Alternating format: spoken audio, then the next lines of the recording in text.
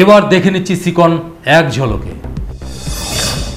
ভোটের মুখে শুধু মূল দলই নয়, শাখা সংগঠনগুলিরও নেতৃত্বের নাম ঘোষণা হলো সম্প্রতি। যুব তৃণমূলের সর্বস্তরে নেতৃত্বের নাম ঘোষণা হলো। কোচবিহার শহরের 11 নম্বর ওয়ার্ডে বুধবার পৌরসভা পরিচালিত স্বাস্থ্য কেন্দ্রের উদ্বোধন হয়। এই অনুষ্ঠানে উপস্থিত ছিলেন পৌরপতি সহ কাউন্সিলররা।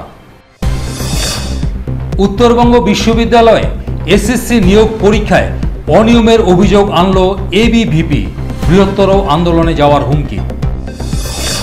কোচবিহার জেলার দ্বিতীয় পর্যায়ে 16টির পর এবার 17টি পুজো মণ্ডপের ভার্চুয়াল উদ্বোধন করলেন রাজ্যের মুখ্যমন্ত্রী মমতা বন্দ্যোপাধ্যায়। এর মধ্যে কোচবিহার শহরের 4টি পুজো রয়েছে। কোচবিহার 2 নং ব্লকের পুন্ডিবাড়িতে উত্তেজনার ঘটনায় পুলিশ 33 জনকে আটক করেছে। বর্তমানে পরিস্থিতি নিয়ন্ত্রণে আছে বলে দাবি পুলিশের।